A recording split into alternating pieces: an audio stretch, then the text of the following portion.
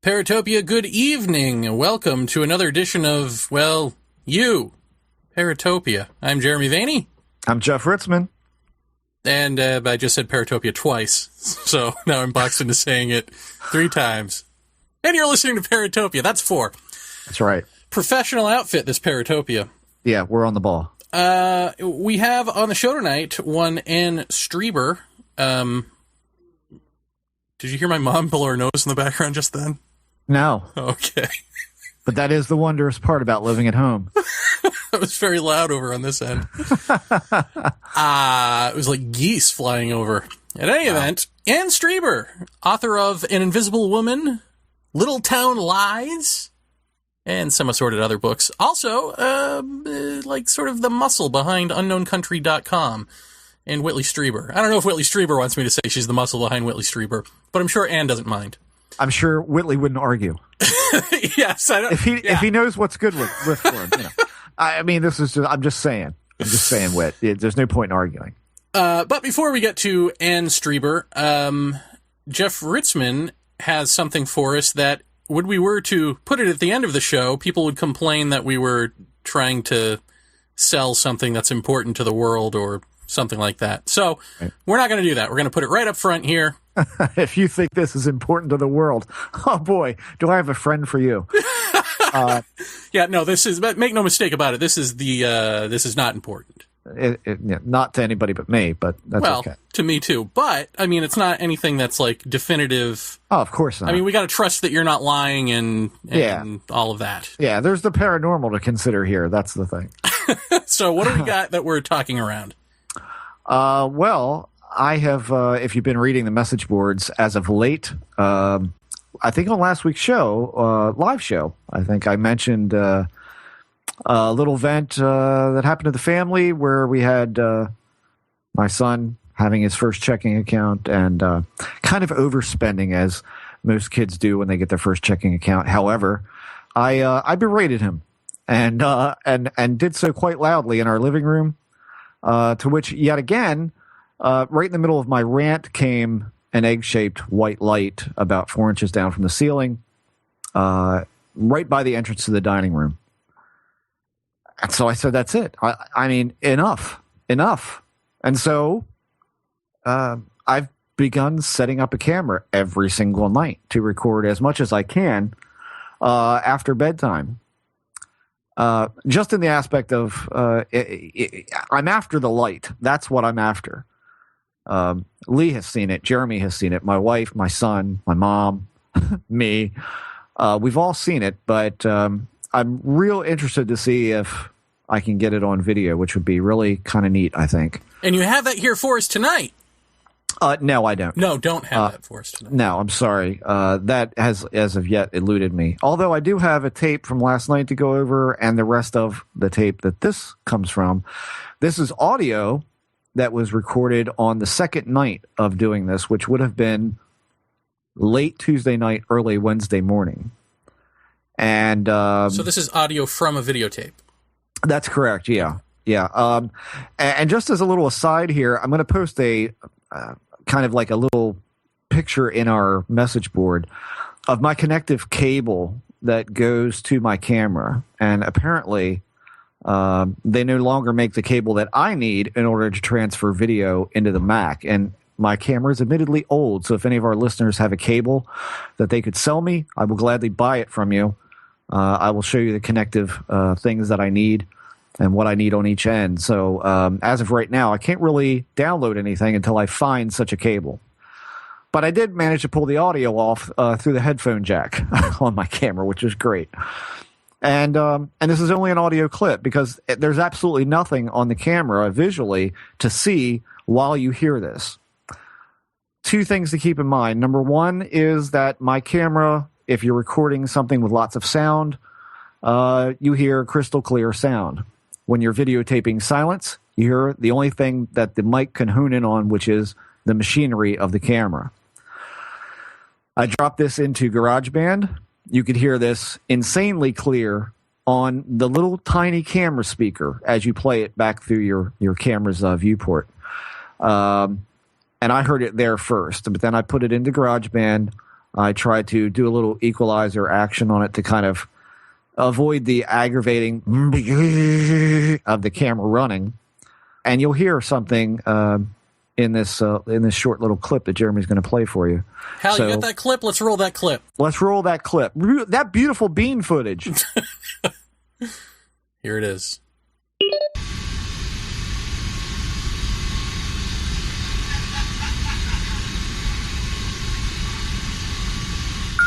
And scene. Yeah. Well, the first thing that comes to mind is creepy, and then the second thing that comes to mind is, well, at least he's giggling. Yeah. I mean, that's good, right? At least he's got humor. Something's freaking amusing. So, of course, we have to run down the litany of questions. Do you have any sort of Halloween, device that people might trip walking by that would create a laugh? No. None of that stuff's even unpacked yet because it's been kind of rainy here in town, and I don't put my stuff out to get wet. So none of that stuff's even been brought out of the attic in our carport. And I know that that's not your son. I know that that's not you. Did you have any house guests? No, it's me, Lisa, and Cody. That was it. And what time of night was this? I set it up rather late because I go to bed rather late. Most times I only get a little under 2 hours out of a tape. This here, I think I started about maybe 2:10, 2:15, and then I had forgotten my iPod headphones, so I came back down the stairs about 5 minutes later, 10 minutes later, grabbed that, rewound the camera again, because I like it. If I'm going to go up the stairs, that's the end of it. I'm not coming back down the stairs again to ruin anything that might be going on. So I set it. I leave the room, I go upstairs, and I get in bed. And then everyone is asleep, and I'm asleep within 10 minutes after that. So I would say this was probably around the 3:30 to 3:45 mark a.m. And there's no good reason for that to be there at all. And it's not, by the way, an EVP. This is not EVP. This is much louder than in the anything. Room. This is a voice in the room, and as near as I can tell, a female, which is what you've been seeing. Yeah, exactly. So you're infested. You've got a paranormal infestation. You got a real infestation here, pal. Well, I think the other question people might want to know is, does that sound like Man in Black? No. Does it sound like anyone you know? No. Sound like a relative? No. Sound like Indy, your dog? No. No. I mean, I've gone through a lot of stuff trying to figure out what it might have been, but I know that my son and I both listen to talk shows on our iPods when we go to bed, and those are headphones, so there's headphones on there. You're not going to hear that. I don't laugh like a 80-year-old man, so it's not me. My wife better not, or that's it, we're over. There's no good reason for it.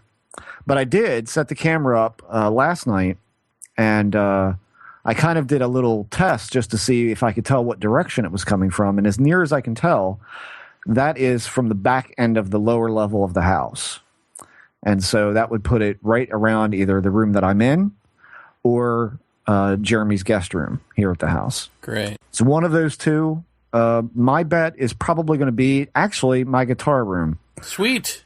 So because you've got a direct line from when I'm able to post the video of this so you can actually see that there's nothing there, you've got a direct line of, I guess, earshot to the back bedroom, which is where Jeremy stays. This sounds like there's a wall between whatever's making this noise and the camera.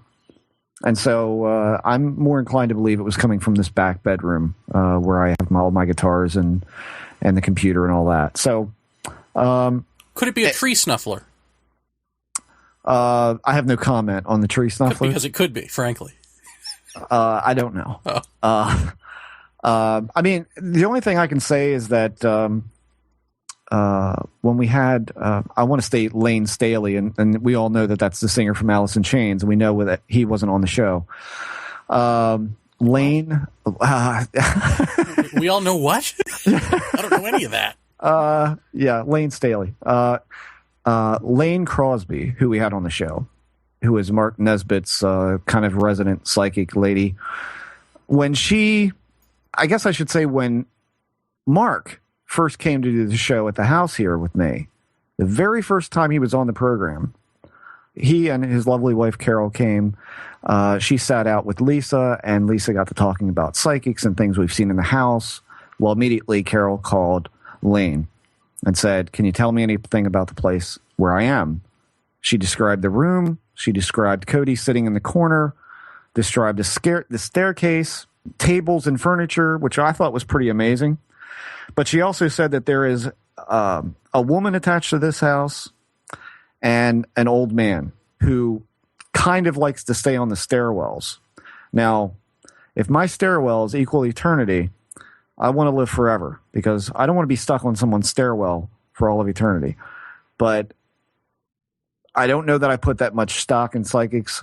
It's interesting, but that's the only time anyone has ever mentioned anything about an older man in this house. And that's clearly, to me, sounds like an old man laughing. I let multiple people at work listen to it today. They all said the same thing. That sounds like an old man. I said, well, that's what it sounds like to me, too.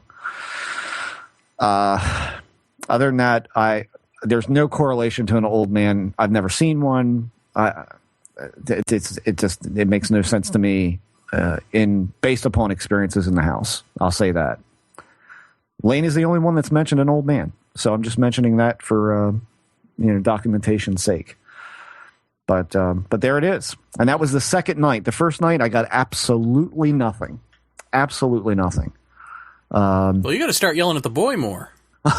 Well, I've actually thought about, going into a rant maybe about the Wall Street or the financial industry and just recording myself doing a rant and seeing if that makes this little light show up, because that was the most present it has ever been. Well, didn't you also say that there was some sort of figure peering around a corner or something? That was later on. Was that a male or a female? I'm gonna say I couldn't tell. I'm gonna say I couldn't tell. I could definitely see features, but I couldn't make out. It was too quick to know what it was. But it was literally playing peekaboo around that very wall where this egg-shaped light showed up. And then I saw kind of a quick black mass move across that same opening that you'll see in this video when I get it uploaded. That was not the mass, the opening. Yeah, that was 3 or 4 times, and the peekaboo was probably, good Lord, more than that probably, until I finally kind of preemptively just looked over there one time and saw it, and I could see that there was a face, but it was quick, and if I had to make a call, I'd say it was very blurry, but definitely a lighter face-shaped thing was there. And tall, and then short? About 5 foot, so some little bit over that maybe. Not as tall as me. Now, why does this stuff, like the title of your thread is something like "I've had enough," and you talk about this like I just looked over there and I told you to go away and all this sort of stuff. Yeah. Why is it frustrating to you as opposed to holy crap, this is what we've been asking for? Well, because 9 times out of 10, and I can't explain this. I would like nothing better than to be able to get the light on the ceiling or to get a figure or something that I could show people. Nothing would please me more than to have that. And when the feeling hits me, I'm like, yeah, I've got to do this. I've got to set up a camera. I've got to try and capture something. And the most that I could probably do sitting there on the couch was to snap pictures with my cell phone. And I said, well, I should set up a camera or something. That's what I should do. And then it's like as easily as that urge hits me, it leaves me. And I get involved with other things, and it just doesn't seem to be important. And this is something we've talked about on the show before. And stuff I've talked about with other people in this, in the podcast world. It's I don't know what it is, but it's very hard to motivate yourself to capture evidence when it's going on. I don't know how much sense that actually makes, but it's almost like you can't motivate yourself to actually get busy and start trying to collect something. I don't have a good answer for that. But now it's aggravated me to the point, and it's become so blatant. I mean, especially the egg-shaped light has become so blatant that it doesn't make sense not to try.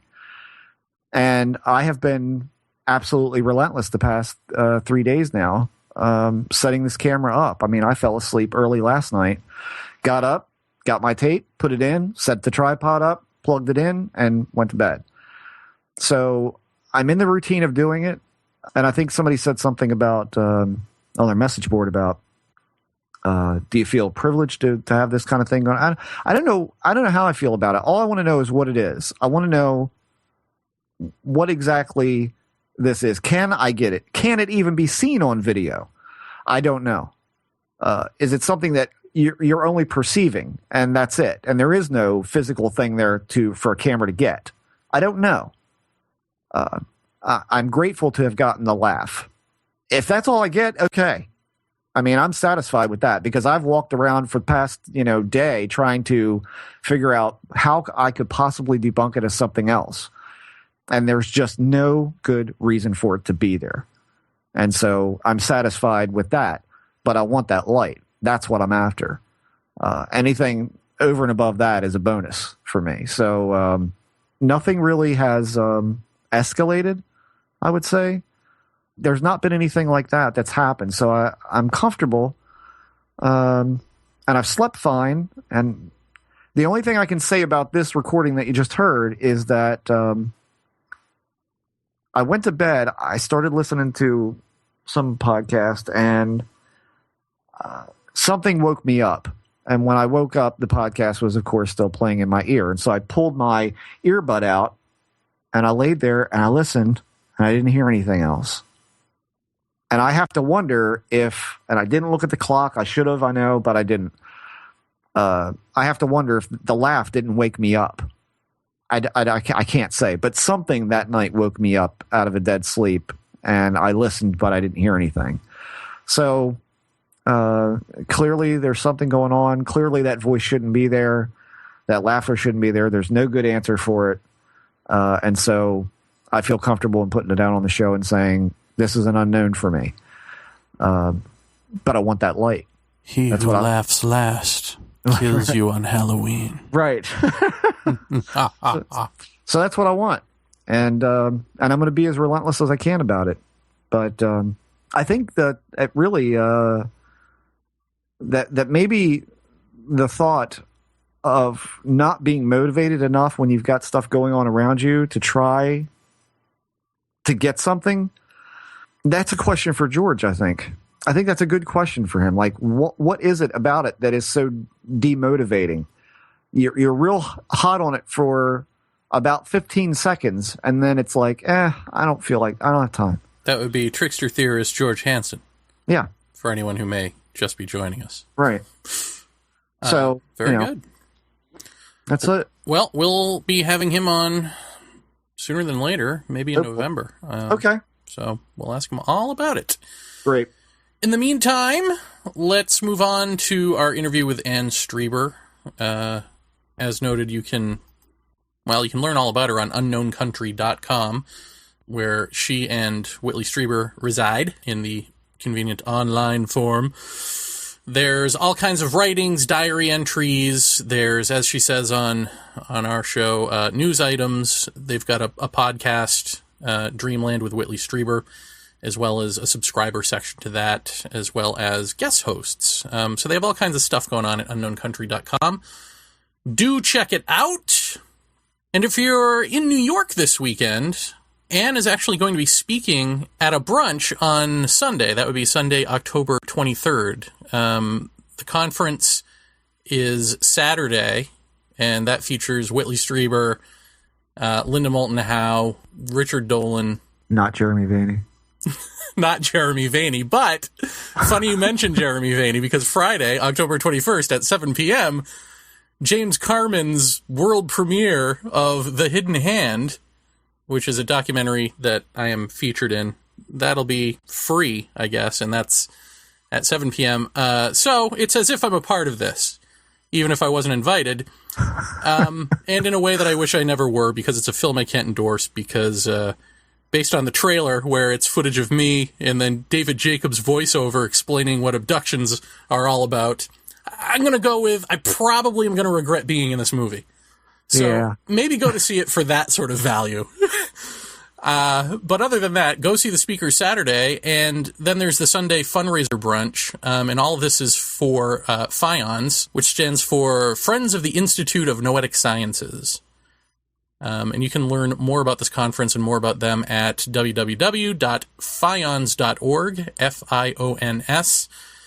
And so, Sunday, you get a chance to meet speakers and hear Ann Strieber talk. And actually, I think a lot of what she'll be talking about, she'll be touching on in this interview. So why don't we get to it? Right after these words. If you record audio for any purpose, chances are you want it to be heard. You want to attract the largest audience possible who can hear your message. That's where we come in. We're cyberears.com, a revolutionary internet service that will host your audio files and help you promote and track its popularity. Considering hosting a podcast to the world? We have all the automated tools to make the process as simple and easy as it can be. No technical mumbo-jumbo to work out. CyberEars.com does all the work for you. You record it, we take care of the rest. So don't delay. Go to CyberEars.com today and register for a free trial account. Upload your audio files and get heard. With CyberEars.com, it's your audio on your terms. Urgency is thrilling and ardently intelligent and graceful work. Mitch Horowitz, author of Occult America, The Secret History of How Mysticism Shaped Our Nation. The ending was powerful and smack on. Colin Andrews, internationally acclaimed author / human consciousness researcher. Jeremy writes a mean book filled with subtle humor and flashes of deep insight into who we are and what we're really capable of. A must-read for any serious truth seeker. Deb Cobble, author of Abducted, completely blows everything you think is true out of the water. I urge you to get this book because it's got a lot of power. It is a deeply interesting and deeply funny book. Whitley Strieber, author of The Key in Communion. Urgency by Jeremy Vaeni. It might be the most important book you read all year. It will be the most fascinating. In stores in paperback, on the Kindle, and on the Nook, now available. Well, Paratopia, without further ado, please welcome to the program. This is very exciting for Jeff and I because we've been wanting to get her on for so long. One Ann Strieber. Ann, thank you for coming on Paratopia. Well, it's going to be fun. At least I hope it's going to be fun. Oh, well, it'll be fun. Okay. Now, you had written to me that you could maybe explain possibly why aliens would be abducting people. Oh, yes. And so I learned it. Our website, unknowncountry.com, is a science website. And all the stories, we rewrite them to fizz them up, but they all come from real science. And we put the link to the original science story at the end of every story. So we're dealing in real science here, not speculation and not UFO dogma. Well, a lot of science is speculation, though. Yes, but it's informed speculation. It's speculation based on observation, and then you form a theory, and then you try to prove the theory. Right. You don't just create a bunch of quasi-religious dogma based on your suppositions. Well, what's that doing in UFO world? That's such a foreign concept. But what I wanted to ask you before we get to that is, how married are you to the notion that these are in fact aliens, and how did you come to that? Well, they are not aliens. Okay. That's a good start. What are they? Oh, it depends on what you mean by aliens. I don't think they're from another planet. That just doesn't make sense. It doesn't make scientific sense. I think they are either time travelers or from a parallel universe, or the dead, or all three. Right. So when you say aliens, you're like us. You just sort of use it as shorthand because that's sort of the term everybody knows. I don't use the term alien. I use the term Whitley coined in Communion, visitors. Okay. So why would visitors be abducting people? Oh, well, there's a good scientific reason for that. I want to start out by a little background. John Mack, who was the Harvard psychiatrist who gave so much to the UFO world by meeting with these people, abductees and contactees, and saying to the world, these people are not mentally ill. They're not crazy, although he didn't use that term. He said they really had the experiences, or think they did, that they're talking about. And he was very interested to note that many of them said they had been given messages about the world being in danger, about climate change, about the weather. And this interested me very much because we're in a crisis. We have to face this. We have to, and let's hope we do not elect a candidate who does not believe in climate change, although there are several on the horizon. But we need our brains to start working. We need to stop whistling in the dark. We need to start doing something about this problem. And science has discovered, I read this in the New York Times, science has discovered that surrealistic experiences, Alice in Wonderland type experiences that are completely different from the norm, what they do is they strengthen the left side of your brain, the left hemisphere, which is the problem-solving part. And that means that those who are going to save the day and inherit the world are not the meek, as Jesus said. They are the abductees, because these are the people who have the stronger left brains, and they are going to say, hey, wait a minute. Hey, wait, climate change is really happening. We've got to do something. And these are the people whose left brains have been strengthened by these occurrences, by these strange, surrealistic occurrences. How is it that that happens? What is it about experiencing something surrealistic? Is it just simply having your brain, a question there that you can't get an answer to? It's a question you can't answer. Yes. And so what happens is your brain starts working. Your left side of your brain starts working, and trying to figure it out and trying to understand it and trying to solve the puzzle. And in doing so, it becomes, it's like lifting weights. You become stronger. It's like practicing football. You become a better player. The brain can practice too. Well, do you have any insight into, okay, if true and we solve the problem, is there an evolution then in this relationship, or do they go away? Or, I mean, is that it? It's just save your own planet and wipe your hands of it. Well, in Jacques Vallée's wonderful book, Passage to Magonia, he postulated that all the myths of the past, like fairies and little folk and elves, were actually stories about aliens or UFO encounters. So I think the situation has always been with us. But let's face it, mankind has often done a lot of dumb things. I mean, we got into World War I, we got into Vietnam, we got into Iraq. I mean, let's face it, we're dumb. We do a lot of dumb things. We need that left hemisphere to be working better.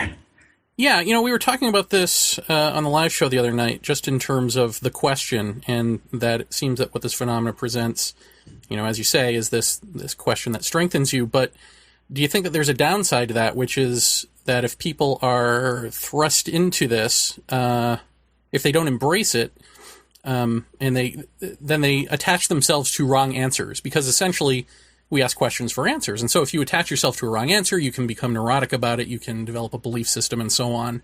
So even within the pool of abductees, do you think that the number of people who would actually come out the other side of this sort of hero's journey, as it were, would be smaller than just saying all abductees?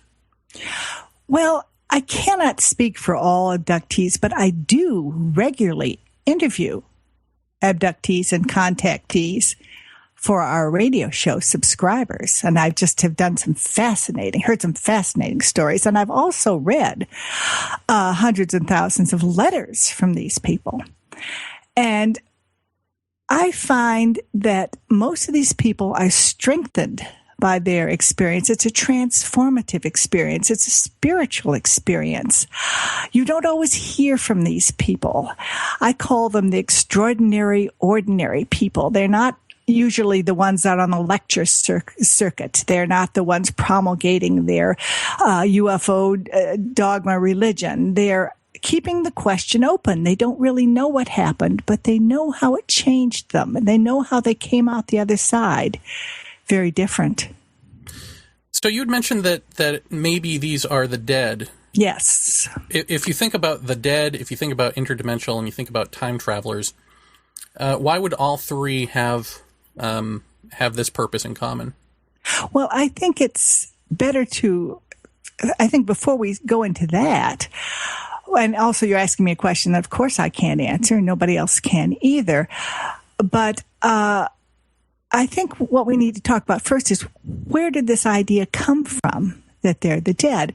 Because this is what Whitley's new book, which is coming out in January, his first nonfiction book in a decade, Solving the Communion Enigma, is all about. And he is exploring the fact that these visitors may be the dead, in which case this says that there really is something that religions have been telling us for years. There really is a soul. And Whitley says, I'm not sure I believe in God, but I do believe in the soul. And where did he get this idea? Well, I'll tell you where he got it. He got it from what I discovered from reading thousands and thousands of letters. And I found that again and again, people would see the visitors, especially the Greys, along with dead friends and relatives, together with them. This is pretty amazing. And it's not part of anything you're going to hear at a UFO conference because it doesn't fit the spaceship scenario. Right. Well, let me ask you this, Ann. I mean, I think Whitley has written a lot of books that, to me, I mean, one of the bigger things that I got out of it, and at the time, my research partner, Lee, back when Communion came out, we kind of both put the book down almost within a matter of days of each other. And one of the things that we came away from that saying was that whatever the visitors are, they have an innate ability to affect your perception to an incredible degree. Oh, yes, absolutely. And so I wonder, when it comes to seeing the dead, which, by the way, I don't disagree with you that much about. That's pretty much where I've been leaning towards for a while. Uh-huh. But I wonder, I mean, this is the thing that gives me pause in that theory, is it possible that they are affecting our perception in order to give some comfort or give some familiarity of the surroundings? In other words, putting grandma over in the corner, seeing this, or maybe being able to communicate with her. Do you think that could be more of like a pacification tool for them? Well, it doesn't seem like these visitors are not cuddly wuddlies. I mean, right. They're into transformation. They're into shocking us. Mm-hmm. They're into what Buddhists call, Zen Buddhists anyway, call the Zen slap, which is wake up. Right. Wake up. And so I don't think Grandma in the corner is what people are seeing. I have an incredible letter I can read if you want me to read it. Sure, absolutely. All right. I've got it right here. This is, I think, the most poignant letter we ever received. One of the most poignant and heartbreaking letters. It starts like this. In the early summer of 1968, my daughter and I drove to New Mexico to visit some friends who had a small ranch there before going west to meet my husband. Leaving Taos, we drove to Flagstaff and waited there until the early evening to cross the Mojave Desert at night. About 2 hours outside of Flagstaff, my daughter began to shout that she saw a spaceship in the sky. How did she know what it was? The sky was unusually cloudy, and I looked where she was pointing and saw first 2 and then 3 lights moving rapidly in the sky, turning at 90-degree angles, pulsating and disappearing. This is very common behavior, by the way. I decided to pull off the road onto a dirt trail I saw to the right, leading into the desert. We watched the sky together, she in the back seat and I in the front, when suddenly in front of the car there appeared a huge, dark, and glowing object with a partial row of lights in the middle. The next thing I remember is my breath being knocked out of me as I somehow rent through the windshield of the car. Very common. I remember looking back for an instant, and the car was completely empty of myself or my daughter. And I was stepping into the opening of a vehicle. I couldn't see my daughter, and I asked in terror about her. She's going to be all right, is what I heard in the center of my mind, which is how people hear the visitors talk in their heads. They say this again and again. And I was strangely soothed and unusually happy. These beings were tall, about 6.5 feet, and their skin was silvery. This sounds like what people call the tall whites, and the tall whites are known as healers. I had a feeling of love or long-lost family. This is interesting. Many people say this. It was almost like a homecoming. They kept saying, welcome, welcome, in my mind, and laughing. They started speaking to me about my individual history. There was such love flowing through them. It wasn't exactly like words, but were rather images or sound pictures that moved between us. This is how they communicate, through images and theatricals. Then they took me to a room that contained the ship's driving mechanism. In front of me was a huge crystal, perhaps 3 feet across in the middle. It looked like 2 pyramids placed base to base. Interestingly enough, when Whitley wrote about being in a craft, I forget if it was in Communion or Transformation, but he saw the very same driving mechanism. But we received this letter before Transformation was published. Although at times it seemed multifaceted and totally brilliant and jewel-like, suspended in the air, they told me to put my mind into the crystal, and as I did, I'd be able to learn to fly the ship. Then they said time to return to Earth. Frantically, I panicked and asked about my daughter and was soothed again by them saying she was okay. Then they said they were sorry, but didn't say why, and there was great love. As we moved to the exit, they said my name again several times and something about soul lineage. I was reluctant to go, but the next thing I knew, I had gone through the car windshield again and found myself hanging out of the window, gasping for air. I had been crying and was covered with sweat. My daughter was in the back seat crying. She told me never to touch her again, that she knew who I was and she hated me. I tried to calm her and ask her what had happened. She shouted, "I'll never tell you. Leave me alone." I had a notebook in the car, and before we left, I forced myself to write these words down as I remembered them. I looked at the stars in the days. It was almost midnight. We had lost about 2.5 hours, the famous missing time. We drove on to California then as if nothing had happened. I couldn't tell anyone ever, and I swore to myself never to discuss it. One night, my daughter woke up screaming, and I went to her bed, and she said very factually, "Mommy, I'm going to die." The spaceship people told me so. They said that little bugs had gotten into my body, and they were sorry, but there was nothing they could do since I'm a little girl. And then she went back to sleep. This frightened me beyond belief.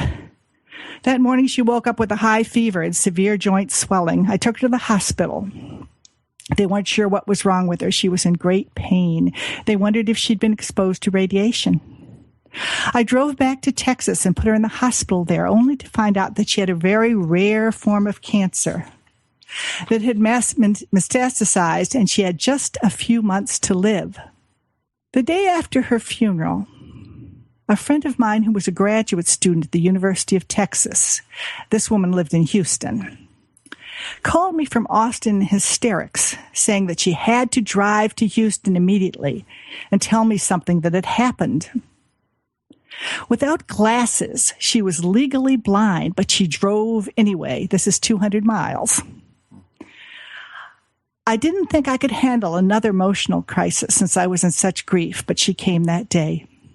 We went for pizza, and she told me what had happened. She said that 2 nights before, at about 2:20 in the morning, she was awakened by a noise, and she saw her roof begin to dissolve. In the air above, she saw a type of spaceship. 2 tall beings appeared, and in between them was my daughter. They told her they hadn't been able to get through to me because of something, but to let me know my daughter was okay and was with them. She thought she'd gone up completely insane. At that point in her story, I broke my promise to myself and told her what had happened that night in the desert. And we both cried and cried. That's the letter. It's interesting, especially listening to the part where she's being communicated with and welcomed with open arms and all of this, and you feel like you're home. I mean, that sounds... and, of course, we've heard things like that before, and we've talked about our own feelings of familiarity with this. But that very specific type of conversation smacks of things that Dennis McKenna has said about his ayahuasca experiences. Yes. And I'm sure you're familiar with, DMT and ayahuasca and all those sorts of comparisons. So how do you factor those in? When you read something like that, and then you've got the comparison in the back of your mind naturally, I would think, how do you make sense of all of this?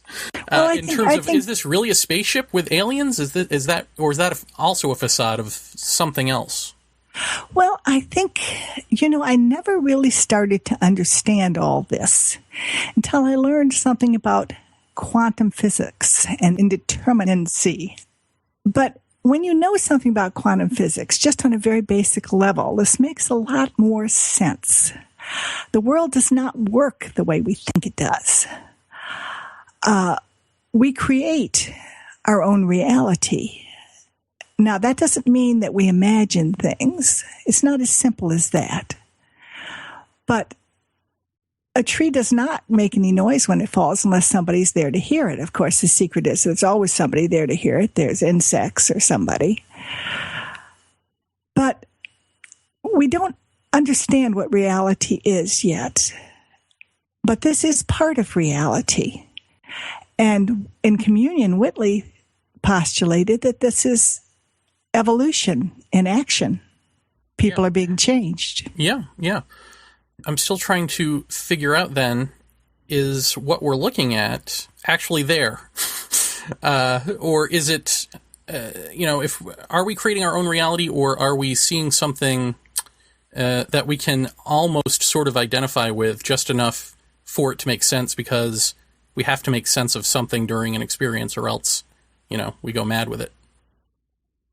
Well, I think, first of all, we gain a lot by not closing off the question in that way. We need to keep the question open. You cannot, if you close off the question that way and you decide you have to know what it is in Newtonian terms, you have lost most of the value of the experience, whether it's your own experience or vicarious experience. And the transformation has stopped. That's why the best part of all religions are about parables and metaphors, because you're supposed to figure them out. Right. And you figure them out differently as you grow in spirituality, as you go along the spiritual path, as you get smarter, as you get more mature. You learn more from the same parable you read as a kid.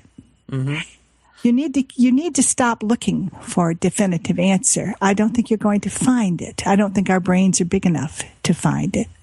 I want to go back to, you talked about the Zen slap, and that's something that I've tried to explain to people. And of course, we live in a culture that believes, if they believe anything, more so in a coddling, Jesus-y type scenario. And so when something comes along and says, no, it's not about that necessarily, even if that brand of love is at the end of it. How do you explain to people who think that if somebody just comes here, and that they should just be able to come here, have a sit-down chat with us, be able to explain everything, we should be able to get it and go, aha, and go on with sort of a disclosure type scenario where you've got like a Star Trek, Federation of people and all of that. If that's not what's going on here, how do you explain to them the necessity of the Zen slap type of approach? Well, it has to do, as I said earlier, with strengthening our brains. We need to get smarter. Otherwise, we're going to lose this planet. I think that's pretty obvious to anybody who. I'm guessing what I'm asking is, why does that strengthen our brains and not the explanation? Well, we have to search for the explanation. That's what strengthens our brains, figuring it out, chewing over the question. That's what strengthens the brain. Any teacher, and I've been a teacher, knows that you can't give people information. You have to give them the opportunity to figure it out for themselves. Yeah. You can't give anyone information. They just won't take it. Yeah, plus what do you trip along the way? What do you find along the way from point A to point B? You may find something else, which is, kind of, I think what we've mentioned on the show before is, you may search for the rest of your life for the answer to this and never find it, but you'll end up finding other things along the way that might be, the stepping stone to evolve, which is, what was said at the end of the communion, being, the face of evolution to a conscious mind is exactly what that says to me, is that, we may not get to the end of it in our lifetimes, but what are you going to hit along the way? It's innovation. It's innovation. Exactly, Believe me, yeah. Steve Jobs did not just go from A to B. He might have gotten to B at the end, but he took lots of side trips, and if he hadn't, he wouldn't have been so prolific. Exactly, yeah. Well, can we talk about you? Sure. All right, cool. Because I just have Strieber questions that have always been on my mind, and I'm sure you're probably sick of hearing them. No, I doubt it. Most people talk to me about Whitley. Okay, well, I mean, what is it like being you? I mean, when this first started happening to Whitley, were you the same person then that you are now in terms of how you think and process? Were you the type of person that would not think in Newtonian terms, for instance, even just about life, the universe, and everything? I mean, has his experience with this changed you? Oh, yes. It's changed us both. But what really changed me was almost dying 7 years ago. It was very interesting. Well, yeah. No, don't cliffhang that. Feel free to expand. I had a very interesting near-death experience, and I just interviewed a contactee. We haven't posted this interview yet, who saw the same thing I saw. Only my Siamese cat, my dead Siamese cat, came to me in the hospital and took me there. And the visitors took her there, but it looked the same. And so I said to her, sounds to me like they took you to death and back. But I was coming out of a coma, and my dead Siamese cat came to me and said, come on, let's go. Come on. So we went, and I heard him say inside my head, just like people hear visitors say, I heard him say, these stupid humans can't even find the world of the dead on their own. And so we went to the world of the dead, yes. And it looked like a subway station or maybe a Greyhound bus station. And there were people sitting around. They had I'm sorry, that does make sense, Yeah. I've been to the Greyhound station. Okay. They had overflowing shopping bags, overflowing suitcases. And I knew that they were not going to be able to catch that subway or bus to the next stop, whatever that means metaphorically, until they were willing to put those packages down. Baggage is literal? Isn't that a wonderful metaphor? Yeah. I mean, that's. Well, I was in the hospital for 6 weeks, 3 weeks in the ICU, and I had a brain aneurysm, burst aneurysm in my brain. And this is a disease that kills half of the people that it happens to. And most end up with extreme deficits, too, and I have very few, if any. But it changed me in a very interesting way. I got out of the hospital and I could no longer read a watch, for instance. Oh. Yes. And I talked to a neurologist, and he said, well, we have discovered, they have fMRIs where they look at the brain in action. They put this machine on people's heads and they ask them to do things, and they see what part of the brain lights up. And he said, we have discovered that there's one part of the brain that tells time. And obviously you had some sort of injury to that part of the brain. Then all of a sudden I could read a watch again. But I want to tell you what the really interesting part was, for a while afterwards, I was psychic. And how long did that last? Just long enough, because there was a reason I was psychic. I needed to help save my goddaughter. Huh. Okay. How did that happen? Here's what happened. You're flummoxing me, Anne. I'm good. You need to be flummoxed. Okay. Keep the question open, honey. Keep the question open. Okay.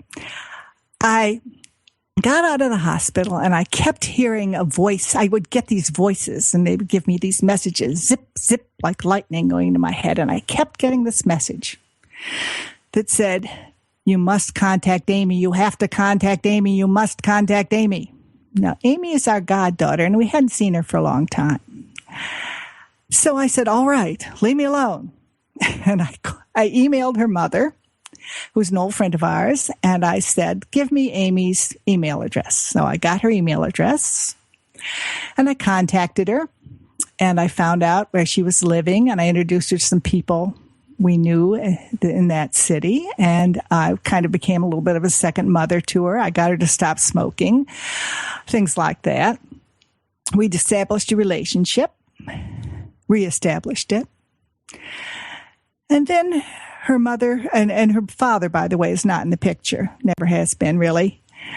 And then her mother, our friend, came down with colon cancer and died. And if I had not had this message, I probably would never even have heard about this. I might not know she was dead today. But because I got this message, we were able to go to Texas and be with Amy while her mother was dying. And now we're still in touch with her. And we're really her only parents now. We're her surrogate parents.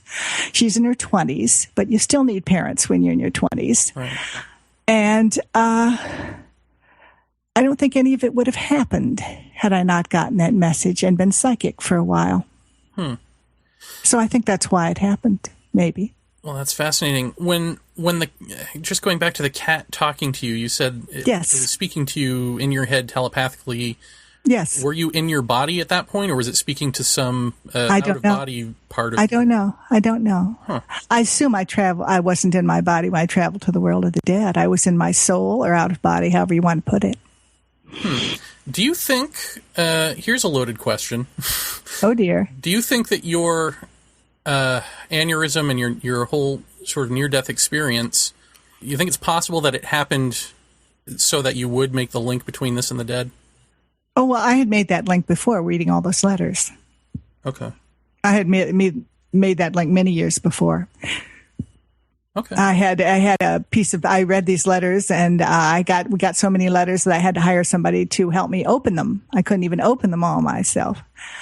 But I read them all or skimmed them all. I'd go right to the meat of it. And I had a big piece of paper taped over my desk, and I would write the commonalities down, what people were experiencing that was the same. When you came out of the near-death experience, is that when you woke up out of the coma? Well, kind of. It was about around that time, yeah. Mm-hmm. And did you remember it immediately? Like, what was the first thing you thought when you woke up? Well, that I don't remember. But I remember seeing Co. In fact, I said, my son and Whitley were nearby. And I remember saying, I could feel his fur. I used to always put my face in his fur. And I said, Co is here. Andrew, Co is here. I remember that. They heard me. And, I've sat down and watched the Communion film multiple times. We do not like that film, by the way. I know. But this kind of leads into, I guess, the question that a lot of people ask, and they ask my wife this all the time, is when Whitley first told you this in the film, of course, we saw how that character reaction was. What was that really like? I'll tell you. You came back from that and he spilled to you. I'll tell you. I have a wonderful diary about this on our website. And if you go to unknowncountry.com, you look in the upper right-hand corner, there's a symbol that says Q+. And if you click on that, it's an advanced search, and you put Diary of a Marriage in the little space, and then you click on Anne's diary, and you'll get it. Okay. And what it is how, when he told me, I was relieved. And you want to know why? Sure. Okay, well, Whitley thought he had a brain tumor, and then he thought he was going crazy. Mm-hmm. And he did one of the bravest things that anyone has ever done. He learned that in New York State, if he was put into a mental hospital, I could not divorce him. So he tried to get me to leave him. He'd pick a fight with me, and when we were screaming at each other, we usually drive around the car and scream at each other so our son didn't hear us. Right. He would start the fight, and then he would say, well, if you feel like that, why don't you leave? And I kept thinking to myself, why does he want me to leave? I thought we were happy. I was not a very successful single person. I was, like a waitress, and, I was a bartender. I was, I thought, oh, damn, I'm going to be a single person again. And now I've got a kid, Right. Yeah. I thought, oh boy. I finally confronted him. I said, what are you doing? What are you doing? I said, why are you trying to get me to divorce you? And he said, well, I thought it was crazy, but now, and then he'd gone to the hypnotist, Dr. Klein, for a few times by then. And he said, but now I think I've been abducted by aliens. Oh. And you know what I said? I said, thank God. I thought it was me. Oh, jeez. That's a true story. Wow, no wonder she doesn't like the movie, Jer, right? Yeah. Good Lord. So your husband tells you he's been abducted by aliens, and your response is essentially the equivalent of, thank God I thought I looked fat in these jeans. Like a typical girl. Yeah, basically, I thought I'd done something wrong. I couldn't figure out what it was, Yeah. Well, but he was trying to get me to leave him because he thought he was going crazy, and he didn't want me to have to deal with it. Wow. That was brave. Well, yeah. So all of the things, and I communicated with Whitley way back in the day when you all were at the cabin still and all of that. And I remember there was a couple of times where we spoke that you had people to the house. You had people to the house who experienced a lot of weird stuff. Yeah. And I would think that just in tandem living, that you've had more than your fair share of weird stuff. So in all this time that has gone by, I mean, with all of this stuff, not just, probably not even with Whitley in the house, maybe. Have you ever had anything really, really, really significant yourself that you wouldn't even equate to anything that Whitley has going on?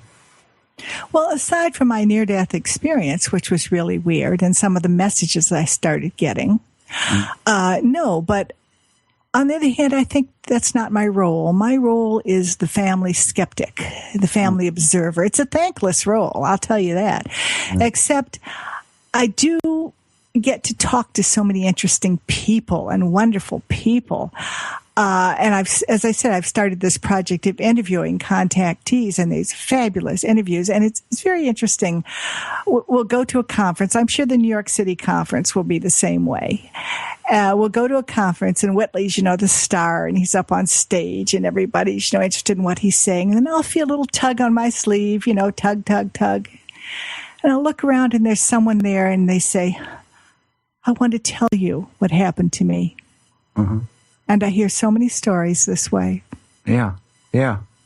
Well, who better to talk to than the wife? I mean, she's the one who, they do the same thing to my wife at certain times. They look at her and say, really?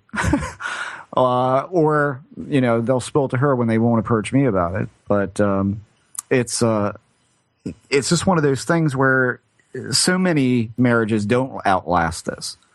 I've countless people that I know who've had really bizarre experiences, and maybe they're not even connected to UFOs. Maybe it's all ghost related for certain people out there. They don't survive it. What do you think is the secret to surviving it? Oh, the secret. People ask me what the secret to marriage is. We've been married. Let me see. We're going to be married. 42 years. Yes. Wow. And I always say, it's not an answer you'll like. And they say, okay, well, tell me what it is. And I say, it's compromise. Mm-hmm. Compromise. But it's also finding the best friend you'll ever have in the world. I mean, that doesn't sound romantic or sexy, but it's just the truth. Yeah. Well, I mean, imagine someone who knows everything about you and likes you anyway. Exactly. Yeah. I mean, you can't get much more brutally honest than this stuff. And I think that's, it's unfortunate that so many marriages don't last it, but I think the very nature of it being so anti-structural in so many ways just is it's detrimental to a lot of people, and so the question of how does one survive that kind of thing. Now, daily life. Have you? I mean, I speak of my own life at some points in time where I just look at it and go, God, what a three-ring circus, because you've got the work that you're trying to do in looking into this and talking to different people and maybe even doing investigative work in some capacity. But then you've got stuff going on at home that, once it's recognized, seems to come more fast and more furiously, in very undeniable ways. Do you look back upon, I guess, Whitley's revelation of what he told you initially about his experiences, and do you remember things ramping up for you at that point and becoming that three-ring circus in every direction that you looked? If you're married to a writer, your life is always a three-ring circus. Always is. Just depends on in what way. It's always hand to mouth. Sometimes the fork has some caviar on it.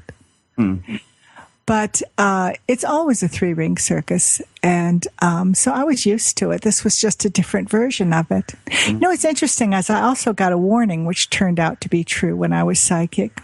I got a warning that someone we knew fairly well was dangerous to us.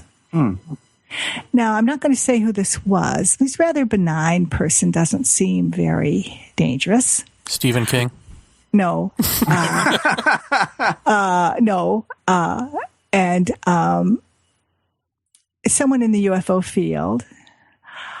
But Whitley wouldn't listen to me. He said, well, this person's fine. What's the matter with you? But I got this message. It wouldn't go away. And then we did this reality show for A&E, which would have helped us tremendously, with a major producer who wanted to do something about UFOs and experiencers and people like that. And this person messed it up completely. Totally ruined it. Oh. Totally ruined it. He was dangerous. Yeah. Well, I think in terms of recognizing what was going on and Whitley telling you what was going on, I mean, you said that came as a relief to you. Yes. I think kind of what I was getting at as far as a three-ring circus goes is, did you see or did you notice anything more odd than odd after the realization that he gave you? In other words, did the recognition of it tend to bring more of it on? Oh, it often does. I tell people it's catching. I haven't had that experience because that somehow isn't my role. But I tell people, yes, it is catching. And if you tell your friends about it, they're more likely to have these experiences. And I think it's because it opens up their mind to it. Do you think that's conducive to the whole thing? Oh, yes. I mean, it cracks the cosmic egg. In fact, that seems to be a lot of it. I mean, you have three people sitting on a couch watching TV. One of them's taken. The other two were frozen. Why is that? Why is the one taken? Or are they taken? Or is this a wrong perception? People would write and say, why was I chosen? And I would think to myself, were they chosen, or were they just for some reason the people who could see it, who could experience it. And a psychologist once wanted to do a study and send a questionnaire to the people who'd written us. So we didn't give away the addresses, but we let our secretary send it out. He had a little grant so he could pay her to do this. Mm-hmm. And when the questionnaires came back, and kind of as a last-minute whim, he put a box to check yes or no. It was a yes or no type questionnaire. Were you abused as a child, sexually abused as a child? And he found a high percentage said yes. Mm-hmm. And we came up with the theory that perhaps what happens is childhood sexual abuse is something that's not supposed to happen. It can't happen. It's not real. It's not the way the world works when you're a kid, but it does happen. So what's going on? And what it does is it cracks the cosmic egg. It makes you see reality in a different way, that it's not the way everybody's telling you. Mm-hmm. And it opens up your mind to seeing other things that aren't supposed to happen. Right. Let me just tell you kind of my mini take on this stuff in a way is that, you often get asked whenever this comes up in conversation, because Jeremy and I are both very public about this stuff. I think one of the biggest questions I get asked is, are they real? And then what are they? And I say, well, I don't know what they are. And that depends on what you mean by real. Oh, I would say that too. And then, of course, if they probe it deeper, it's you get into these notions of what it could be and all of that. And do you think we're ever going to find out the answer to it? Like, everybody keeps talking about the answer is going to present itself soon, and I've been hearing that for my past 25 years in this. I always tell them I don't think that we're going to know what this is at any given point in time, because to know is to know what happens after this. Or as do you Whitley disagree says, with that? Or, I mean, do you agree Whitley with that? Says, or Whitley says in his new book, to know what this is to know what happens after death. Right, exactly. That's exactly it. Yeah. To paraphrase what you said. Yeah, I mean, that's it. Do you think that's, do you hold a lot of sway with that, or what is your opinion on that? My opinion on... I mean, what Whitley wrote, it's not like, you absolutely have to agree with him 100% on all this stuff. I mean, do you think that that's pretty solid? Do you feel that that's a decent answer to that question, is that we won't know because this holds the keys? Well, I think the truth is that we don't know what reality is, because we live in a Newtonian reality. At least that's what we think we do mentally. Right. And it's not a Newtonian reality. It's a quantum reality. We could be compared to people in the Middle Ages who lived in a church-dominated reality, and they thought that the sun went around the earth, and they thought if they just walked far enough, maybe they'd fall off the edge of the earth. Mm-hmm. We could be compared to people like that. We don't understand how the world really works. And what we need is grants. We need grants for real scientists, neuroscientists, and quantum physicists, and sociologists and anthropologists to be able to study this and write their PhD papers on this, because it's afflicting thousands and thousands of people. And if it were any sort of other condition, then somebody would be studying it, but it's not kosher to study this. It'll take away your tenure, or you won't get your PhD. We need to be able to get our scientists to study this. And I was just telling Jeremy that that was my last question, but it's not. Do you think in some way that the reason that it is so, it's more bizarre than what I think most people in ufology give it credit for being? Oh, they try to put it in a little box and wrap the box up with a ribbon. Yes. Yeah, absolutely. Do you think that it's more like that, not only to make us think, but do you think it's also there in a certain way to kind of be the man behind the curtain in a lot of ways? Do you think it's purposefully doing that? Well, I think I don't really know what the visitor's intentions are. I think it's probably like our intentions are. I mean, if you were to say, what does a human being want? Well, you'd have to say, what human being? Where is he living? Who is he? I mean, we want all kinds of different things. Why don't they? Right. I mean, one thing I really hate is when people say, well, you got good aliens and evil aliens. I feel like saying, well, you got good people and evil people. I mean, that's awfully simplistic. Right. And why would they be any simpler? They seem to be a lot more complex than we are, if anything. But certainly they're not simpler than we are. I mean, and they say, well, the reptilians are bad, and the tall whites are good. I mean, for God's sakes, I mean, that sounds like the Hitler talking about the Jews or something. For God's sake, haven't we passed that stage? Right. Jeremy?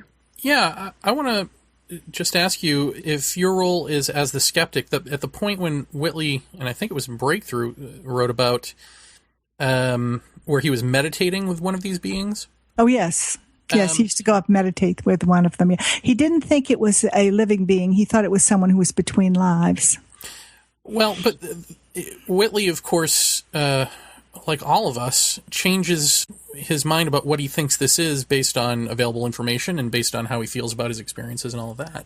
Well, this is called growth and transformation and evolution. It's not necessarily changing your mind. It's experiencing mental growth. Yeah. So I guess my question is that because of that mental growth, there's no certainty about whether these beings are good or bad or any of that. So when he's sitting down and meditating with them, are you warning him, maybe you don't want to get that close because we still don't know what this is? Or do you embrace it and say, that's great. Go ahead and meditate. Maybe we'll get somewhere with this.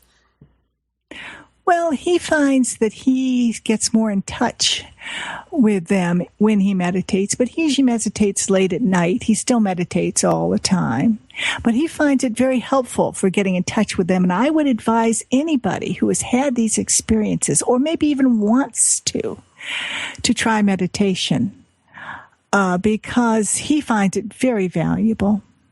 Yeah. So, but you don't have any fear of, you don't have any fear of that, I guess is the question. What, fear of visitors? Well, yeah, fear of, we're not really sure if this is good or bad. Maybe we shouldn't be meditating with them. Good Lord, no. I mean, should the unknown make us afraid? One of our problems in this country is we're scared of the unknown. So what we do is we cover our eyes or run the other way. But the trouble is the future is going to happen whether we're ready for it or not. Mm-hmm. Mm-hmm. And, of course, I'm sure you both have had the opportunity to speak to spiritual leaders from around the world, right? Well, not really, although, it's very interesting that neuroscientists are consulting regularly with the Dalai Lama.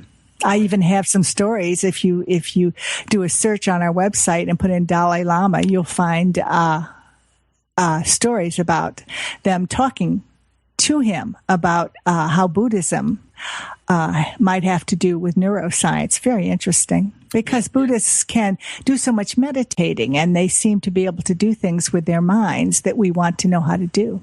I was going to ask if you, maybe you haven't had encounters with spiritual leaders who have said, yeah, I know exactly what you're talking about. We've encountered these beings too.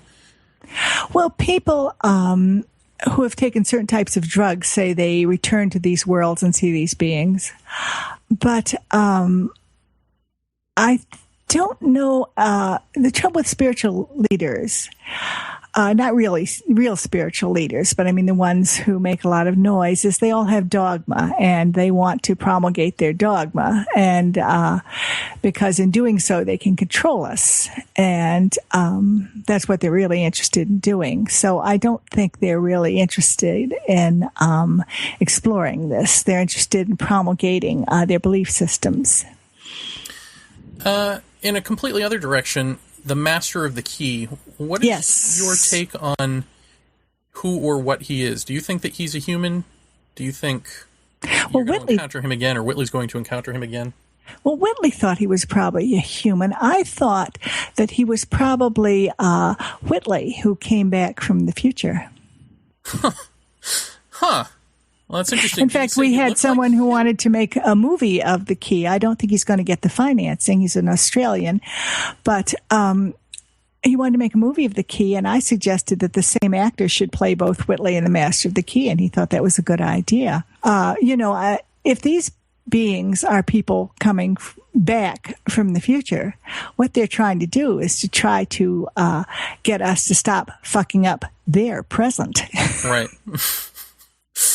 Well, I got to tell you, I mean, it's interesting about that, and we'll bring this full circle to the beginning of the discussion, in terms of nature going haywire. Jeff, I know, hasn't had that experience of being warned about anything. I have. Really? Yeah. I mean, I have in a very strange Atari-like graphic vision. Oh, really? Did it come true? Well, not yet. I mean, it was basically a vision of, the Earth and ice or snow or something from the north, quick freezing, I would assume, sliding over North America. And of course, now I'm reading that there is a hole in the ozone, at least the size of the one in the Antarctic and the Arctic. Mm-hmm. So I hope that's coincidental. That could be our future. Could be. What could we do against that? I mean, I don't hear any futility in your voice, which is great. So why don't I? Well, why should, futility doesn't help anything. But I think the one thing we can do is try to, and I'm not going to be political, but we can try to vote for someone who does not bring junk science into the White House. If you search on our website for the phrase junk science, you'll see that NASA complained mightily during the Bush years that Bush wouldn't let them speak out about climate change, and they could see it with their satellites. We have to make sure that we don't get somebody in there whose religiosity stops us from trying to solve these problems, which we're going to need to solve. We're many years behind on stem cell research because of this type of religiosity. Did you know that they can now take stem cells from your own skin, turn them into heart cells, and these heart cells can beat? This means that when you have congestive heart disease, you do not have to get on a list anymore, or you won't soon, for a heart transplant. Instead, you will be able to grow a new heart. And you know where this research is taking place? Where? Not here in the good old United States. Oh, no. It's taking place in what we used to consider a third world country, India.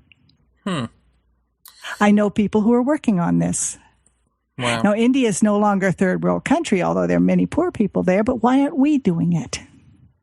We've got to keep junk science out of the White House. We've got to keep people out of there who think that gays are have a choice, that it's not biological. Every biologist knows that's not true. But we have to keep that out of the White House, those horrible belief systems. Right. Well, I guess I have one last question, which is your near-death experience. I don't even know how to phrase this exactly without it sounding trite, but has it changed how you view life, just in terms of, has it relaxed you? Has it relaxed you at all? I don't think it's relaxing. I don't think almost dying is relaxing. But I do have a life now filled with synchronicities, and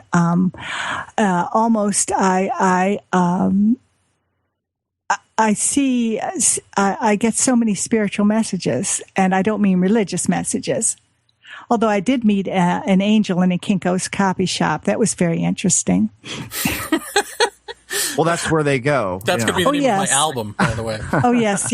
And if anyone wants to read that diary, go to the Q Plus and put in angel, or I met an angel in Kinko's, and that diary will come up. And it's very interesting. Angels were messengers, and he had a message for me. What was the message? Well, the message was that this was shortly after Art Bell's wife died, and I had just come out of the hospital, and Whitley and Art have always thought of themselves as kind of twins, and Whitley was therefore thinking that I was going to die too. And the man twirled around and said to him, he told Whitley off, he said, value this woman. She's going to live a long time, and someday you will both taste the water and the wine. And, of course, he was referring to the parable of the marriage feast at Cana. And he knew I'd recognize it because I'm quite a scholar of Christianity, not the angel with wings kind, but the real kind. Mm-hmm. And what did this do for you? Well, I thought it was very interesting. I think it did a lot more for Whitley because it told him he didn't have to be afraid all the time that I was going to die, that it was over. And did that change him? Yes. Well, thank you very much, Anne, for giving us an hour of your time. I hope I've surprised you a little bit. Yeah, you've surprised me a lot a bit. Oh, good. Yes. So tell me, you're going to be in New York. I know Whitley is speaking. I know Rich Dolan is speaking at this New York and event. Linda Howe is speaking. And Linda Howe is speaking. Are you and I am speaking as well? I am speaking at the brunch on Sunday. And if you go on our website, you'll see a story that says "Have lunch with Anne Strieber." It's I expect I'm going to be speaking to a sea of empty plates because for some reason they are charging almost $100, and I really I feel like I'm not going to get anybody to speak to. But what I'm going to do is read some of these letters because there are incredible letters that we've gotten, and I won't be able to read all of them, but I'll be able to read some of them. And I think you can learn so much from them. Well, folks, if you're hearing this in time, definitely go check that out. I know that the New York event is going to be swamped because when last Whitley, when we did the book signing for 2012 at the East West Bookstore, that place was packed. I mean, right down the stairs into another level. Well, terrific. So I hope so. Yeah. So now you've got this a group of speakers, and you've got the brunch. I think this is going to be a huge, fantastic event. Oh, yeah, and Dolan and Linda Howe are both fascinating people. I mean, fascinating. I mean, their presentations are going to be mind-blowing. And Whitley's going to talk about his new book, which we published in January. But he's going to tell some of the things that are in it and read from it. And it'll be a great preview. Very good. Well, we look forward to that. And Anne, thank you again for coming on the show. Yes, thank you. I hope you come back because, like I said, an hour is not enough time for you. Well, Yeah, we got a lot thanks. It was more. fun doing it. Thanks care. a lot. Bye-bye. Hi, this is Richard Dolan. You're listening to Paratopia. Wait, Paratopia Radio? No, Paratopia is fun. That was good. Get that last part too. I want to say, wait, Paratopia Radio?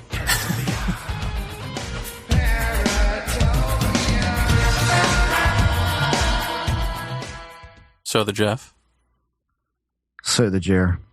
and Strieber, eh? Yeah. How about that? How about that? That story that she read, did you get what I was saying about when the aliens, or whatever they are, see the humans and they start inviting them in like family and they get all excited and, oh, come, yeah, oh, welcome, this. Oh, yeah, that's the elves, man. Yeah, that is that's the it. DMT elves, isn't it? That is the, yes. So And then- glad and to then see I'm you. listening Why'd to you this. stay away so long? Yeah, why'd you stay away so long? And I'm listening to this and I'm thinking, then what happens after? If you stick around too long, do you start looking over your shoulder at them? Do they start Right. getting a little creepy? Like, what happens next? Right. Damn Yeah. you, McKenna's. Yeah, I mean, that was amazing in that sense of connectivity there. I mean, the very fact that, I think Terrence says over and over and over how, it's, he describes it through the Pink Floyd song. And, the elves who say, hooray, it's like, yeah, hooray, hurrah, you're here. So glad to see you. Why'd you stay away so long? Blah, blah, blah. Welcomed with open arms. And you feel that sense of joy and familiarity, and all that kind of stuff is related in that story. So, I mean, I don't think it's deniable anymore. There's too many connective things. There's too many connective descriptions that fit too closely to a DMT type experience. So it's got to be something there. I feel really strongly about that part of it. Well, last night I watched The Fourth Kind, that movie, The Fourth Kind. Oh, I want to see that. It's one of those movies that moves at a clip, so it's like fast paced, but you realize real soon that nothing's going on. Oh, really? Yeah, I mean, the epitome of going nowhere fast. Like, just nothing's going on this entire movie, but it's going by so quickly that you're like, oh, this must be exciting for some reason. I feel duped into being excited about something that's never like going to happen. Chinese food, yeah. Yeah, exactly. And for anyone who thinks that the documentary style footage was real, even though they keep saying it over and over again, this is real, this part is the recreation of this and all, you're insane. Those are obviously actors, and I think one of them I've even seen in something else. Oh, okay. But so knowing that, I mean, I just looked at it as a piece of art and a piece of fiction. Although over the end credits, which I thought was more interesting than the film, they had audio clips of people talking about their UFO sightings, which I think were real. Oh, okay. But it was striking to me watching this movie after talking to Anne, because it seems to me that we have to really come to a decision here about what this thing is. I mean, is it the horror movie or is it the hero's journey? And I guess if you look at the pieces and you don't put them together with the whole, because this movie clearly takes from the literature, then you've got horror movie elements, or even hearing a guy laugh in your house. I mean, if you just take that, ha ha ha ha ha, I mean, that's horror movie stuff. Right. But is it part of a larger tapestry, a larger sense of theater, and a Zen-like slapping you until you wake up sort of thing? I think that's sort of maybe the debate that needs to be had more than anything else in this field. Does that make sense to you? Yeah, but at the same time, I look at somebody like Dorothy Izot, who never really got the proverbial slap other than the shock of having what she called men walk into her bedroom and say, we're going to be seeing you from time to time, and we're going to try and tell you some things and all of that. And then, I've told this story before where she goes to church and they say, what's of the devil? And then all of a sudden her entire experience becomes completely fearful. And so I wonder if, you really do have to wonder about this part of it for me. When the culture is saturated with movies like The Fourth Kind or the accounts that people talk about that they've gleaned through hypnosis, which we know is yet another narrative, you have to wonder if the fear doesn't stem from simple cultural filters that have been laid in place by the media or by books and TV, all that sort of thing. And that is where the fearful events come into play. Whereas if we were approaching this from a purely mysterious, we don't know standpoint, would it appear a lot more benign and less fearful? I don't know, but I just throw that out there as a possibility. For some people, I think me included, I think that the fear probably is some kind of Zen slap, like you say. That's I've been described as thick. So but that's really hard to explain to people. Like I said to Anne, especially in a culture that believes that redemption is gained through putting your belief and faith in some sort of loving dad figure. Like that doesn't jive with the actual work and discipline that goes with the Zen slap. Right? Yeah. Well, that's true. Yeah. It's probably something we haven't even thought of yet or come across yet, but maybe much like, the scars that were talked about and all of the implants and all of that, maybe it's just that visceral response that has to be there to keep it present in your mind, because it is so hard to keep in your mind. It's so hard to, missing time, despite the fact that it was kind of jointed the hip with the whole hypnosis regression thing, there is missing time in these things. We don't doubt that. That was the whole reason for hypnosis being used, was let's get at that missing time and figure out what happened.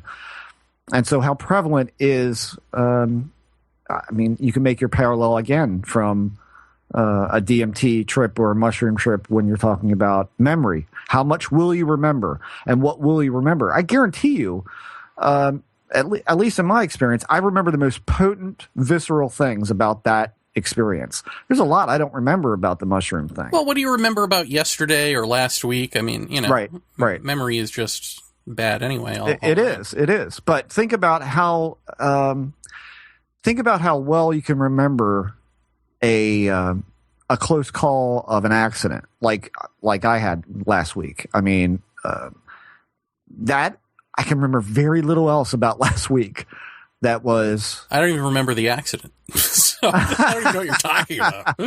I mean, I almost ran in the back of a truck. It was raining. He slammed on the brakes, and I damn near ran into the back of him. Well, this is the first I'm hearing of this. And well, because it just happens. I mean, this doesn't happen every day, but it's not like, newsworthy by any stretch. But you set it up as though you had told us about it already. No, I'm just saying, I remember that more than I remember what I did at work. You know what I mean? I mean, I remember that, but ask me what I did at work last week. I couldn't tell you.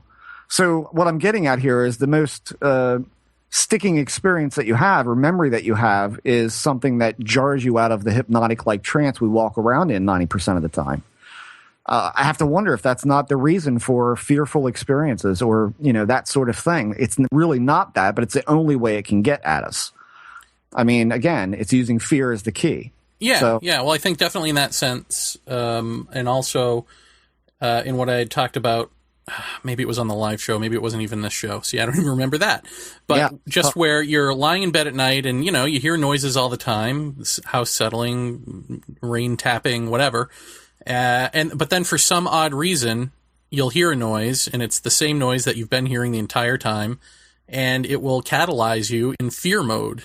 Mm-hmm. And what is that? And so for me, that happened last week, and it catalyzed me into fear mode. And in fear mode, then I had that thing that we've talked about on the show of, with my eyes shut, a 3D space sort of opening up, and lights, star-looking lights coming through, but nothing really spectacular beyond that. So what is that? I mean, to me, it says that there is this, the fight or flight instinct thing is somehow ticked on, and when that happens, then there's a psychic phenomena that can occur. Mm-hmm. Well, and look at what go hand in hand, Yeah, and look at what the fight or flight means. I mean, it means you're in a heightened sense of awareness too. I mean, that's the other part of this that may lead to your recollection of a paranormal experience. If you're in that fight or flight mode, the answer is in your brain, something's after me. I've got to run. And so you're in a heightened sense of awareness. Well, your visual acuity is probably higher. That, I think it's something's after me. I got to be real still and know what it is. Mm-hmm. You know what I mean? Your heightened senses. Because for me, it's like complete stillness and heightened senses and trying to figure it out at the same time. Yeah. I mean, that's what it does. It does shake you out of that going through the motions type of life that we all lead at one point or another. I mean, everybody has gone on autopilot at work. Everybody has gone on autopilot in the car or watching a TV show. I mean, what can shake you out of that more than anything else? You're watching any kind of movie that you're deeply involved in the story and you're waiting to see what happens next, and all of a sudden a thunderstorm rolls up and you don't even realize it. There's a huge clap of thunder. What's the first thing you do? Your feet go up in the air. Oh, Jesus, what was that? That's heightened state of awareness. And it's, at that point, it's tough to get back into that movie again, into that drone type state. I think we live in that state a lot more than we like to admit. And so if you're having a fearful experience, that's the thing that shakes you out of that, into that heightened sense. What we're really saying here, we're not just saying you have to be in a fearful situation. We're saying, this is kind of creepy, that you have to feel like you're being stalked. Yeah. Because you can't be the stalkee. The stalkee implies control and all that. Right. Even if you're hunting, even if your senses are heightened that way, they're still dulled in the sense that you feel secure because you're the one on top. Right. And here there's the complete sense of helplessness and being stalked in some way, which may not be real at all. It may just be that that's what you need to get into that heightened state of awareness. That's probably true. That's fascinating. Yeah. Yeah. I mean, that's immediately our job is what done happened. here, Paratopia. Right. Yeah. That's it. It's all about fear. Fear is the key. The key to love is fear. That's right. We'll be playing Iron Maiden's "Fear Is the Key" after this break. No, to me, that's it. I mean, when you even think back to, something non-paranormal. Picture something non-paranormal that scared the crap out of you, and everybody in the audience can do this. And tell me exactly how you felt after. You were wired.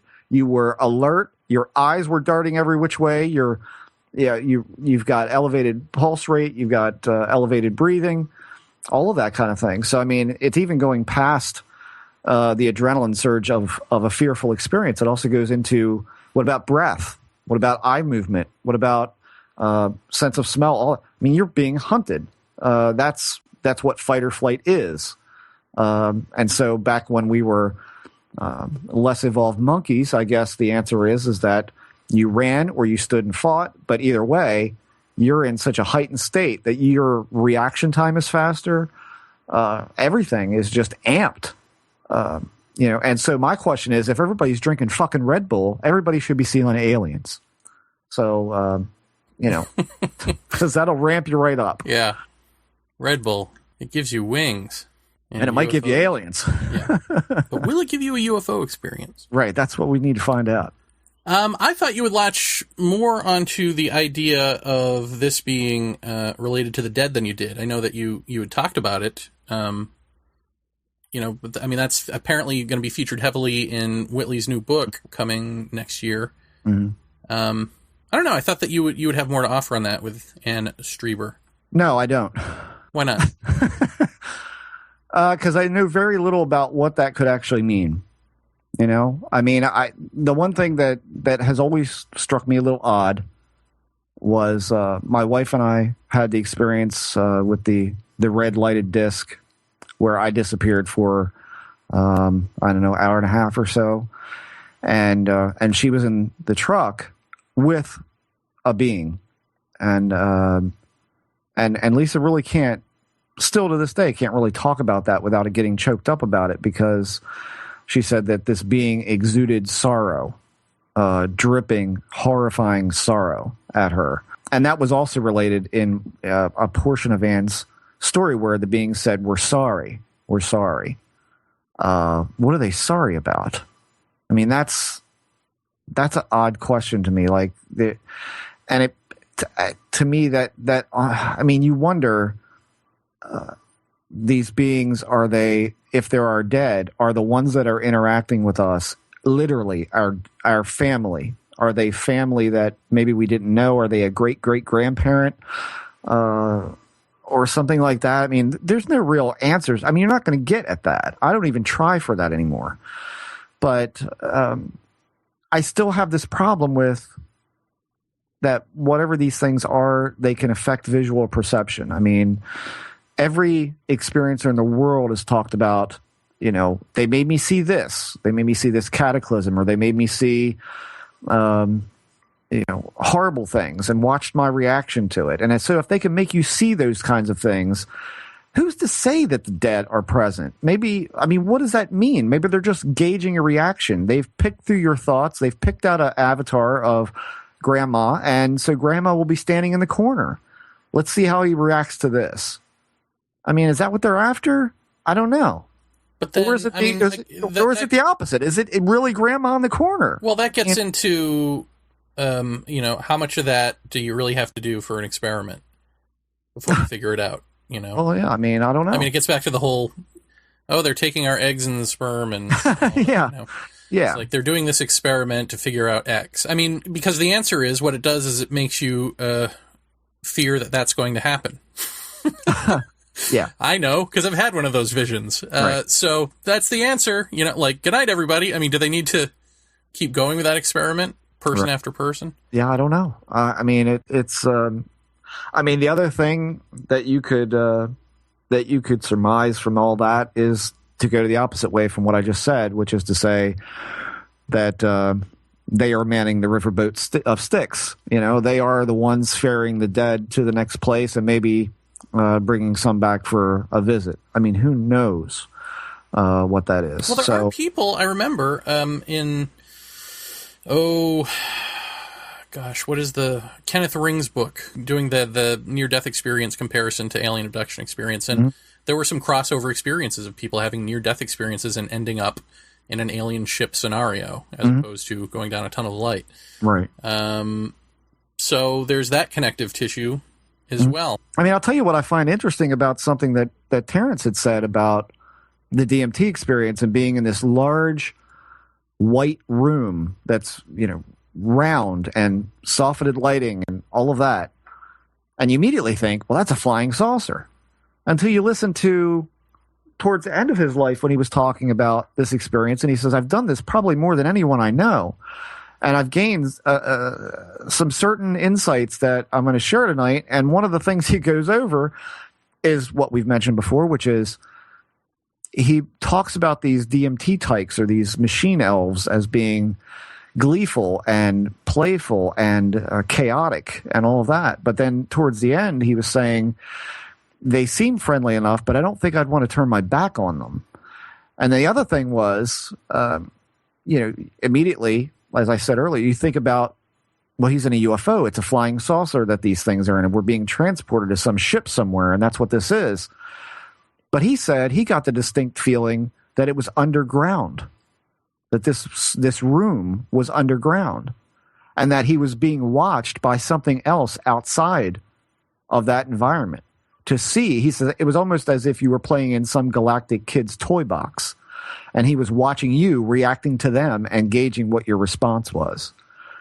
And so, I mean, that's a weird thing, to have that environment and definitely get the sense of being deep underground somewhere. And then you had mentioned on some episode of something somewhere, Persinger's God Helmet, where people were sort of having alien abductions and sort of having near-death experiences, but it was as if they were seeing the avatars, but they weren't switched on. They were just sort of going through the tunnel of light, but no light at the end. No light at the end, or sort of an abduction scenario, but the aliens weren't really, moving?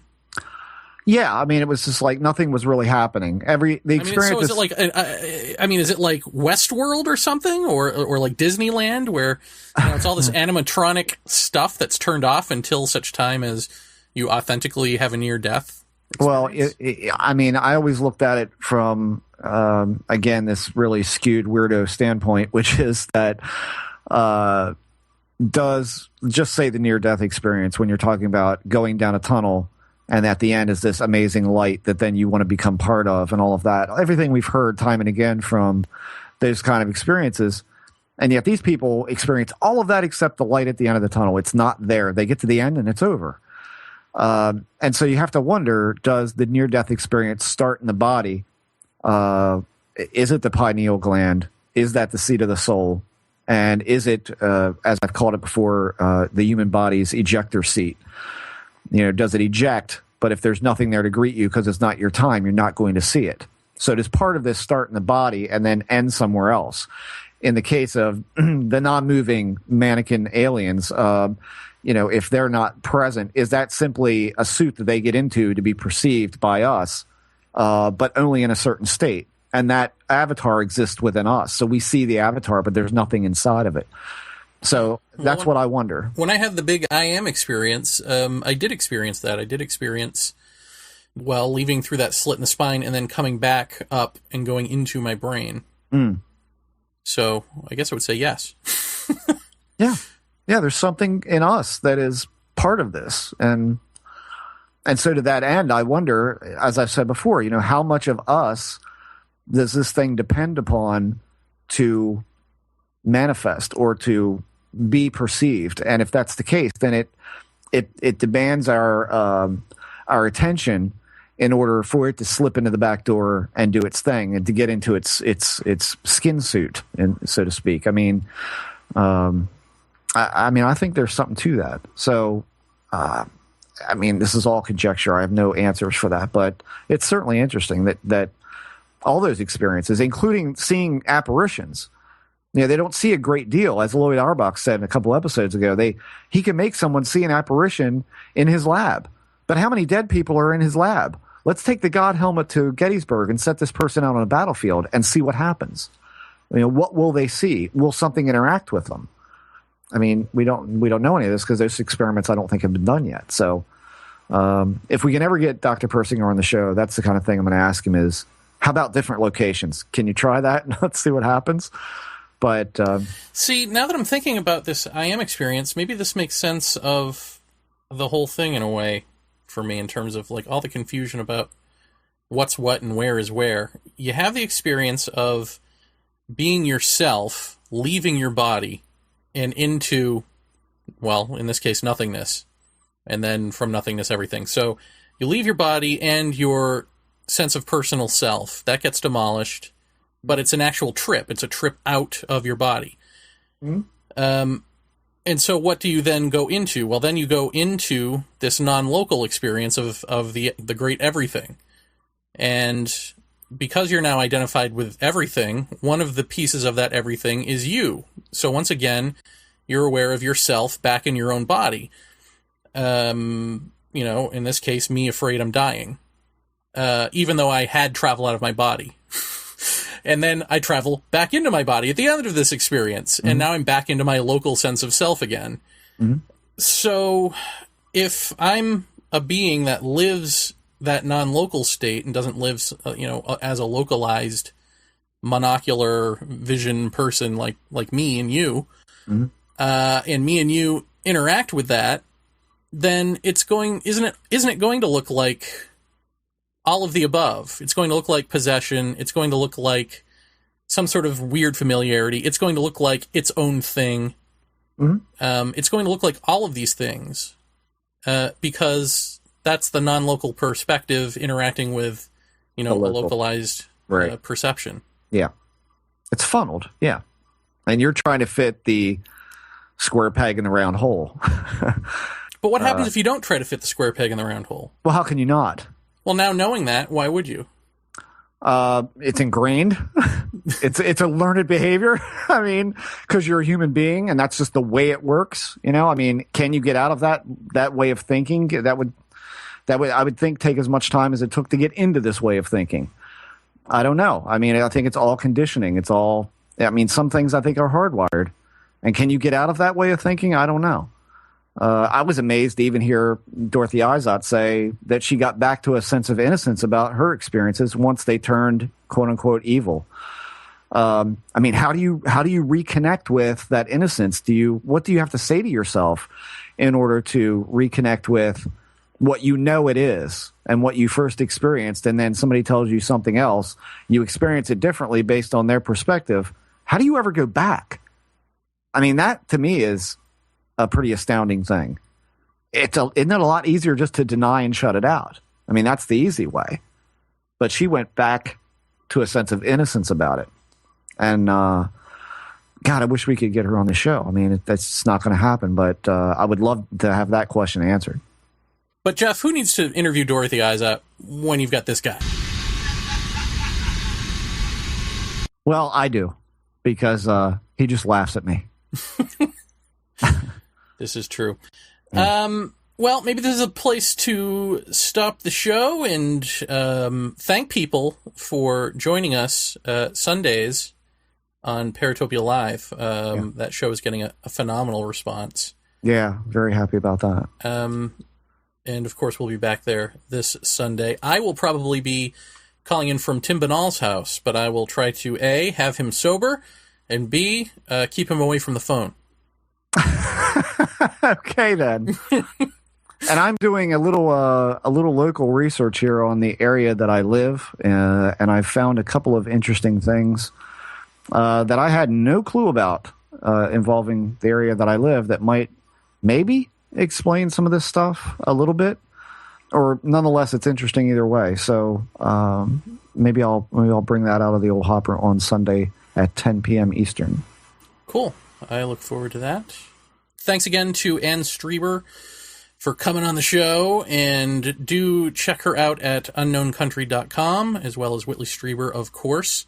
And check her out at the Sunday brunch and say hi to Whitley and her and the cavalcade of people in New York. And again, to learn more about that, visit fions.org. Jeff, good night to you. Paratopia, good night to you. We out. Good night, all.